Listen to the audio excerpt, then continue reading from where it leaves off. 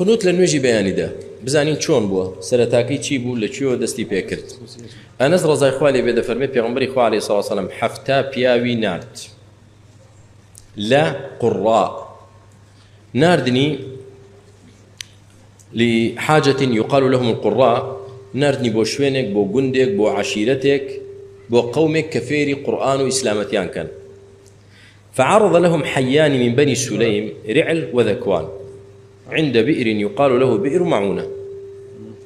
للرقادة دو تيرا دو هوزيان لي بيدابون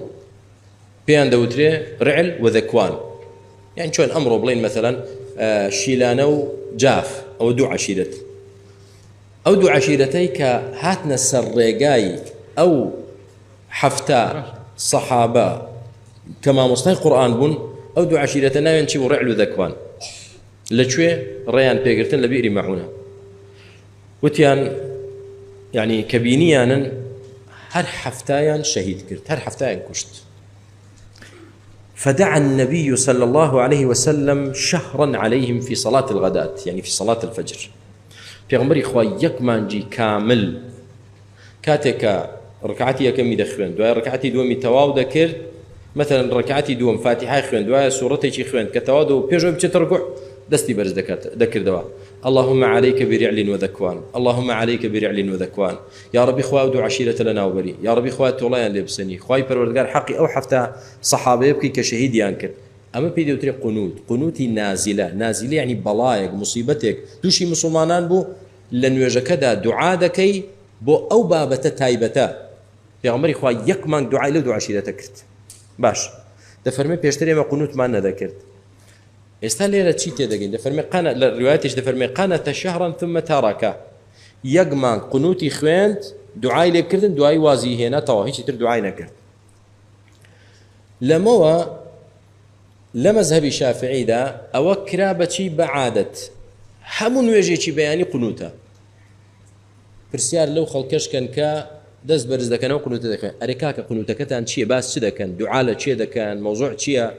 ئیتر وەڵا نازانم ئەی نابێ قنوت بخوێنین کورە بابە قنوتی چی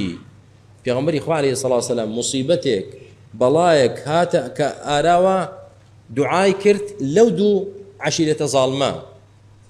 دوای وازی لێ هێنا ئەما و حەدیثەی ما زال يقنت في الفجر حتى فارق الدنيا ام حەدیثە ضعیفە باشە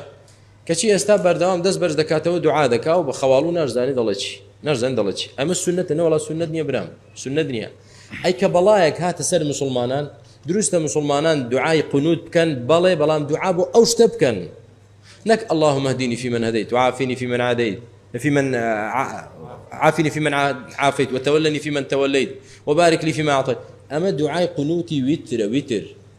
دعاء قنوتي بياني ومغرب وعشاء وقنوتي نازلة أو النية قنوتي نازلة يعني دعاء خوندن بو بلايك دبيت دعاء كت بيوندي بو بلايا وبيت بوشتوا بيت مثلا دجمنك هيرج دكات سر ولاتك دعاء كمسلمانان لمزجود باهمون دعاء قنوت بخوين يا ربي خوا ودجمنا ما لكل كيتوا خواي جورا زاليان نكي بسرمان خواي جورا دفاع من لبي خواي برودجار ملة كمان باريزي مدروسته هنديكاس كتوشي بدعايك دبي دي تأويلاتي بذكاء جماعة مصلحة ما أمره هم رجل مصيبة داين هم رجل نازلية هم رجل بلايك معناها ضلنا بخوار رازناك يتوبوا بلاك نايكي شو كدعاء بلانية دعاء كيتو دعاء قنوتي وتر بخش ناس عند الله يجي اللهم اديني في من هديت وعافني في من زحمة النبي باشا أمره قنوتي بيانيت فين كم بلايا بدعاء بويكرت والله ناس أنا اللهم ادينا في من هديت ثم أتوا كاتا رازني براكم بۆیە تێبگەین قنوت کە لە سەردەمی پێغەمبەری خوا عەلەیهی سەڵاتو وسەلام ئەو مانگە کرا بۆ ئەو هۆکارە بوو نەک تۆ بیکەیتە عادەت بەردەوام بەیانیان خەریکی قنوت خوێندنی نابێ بەڵێ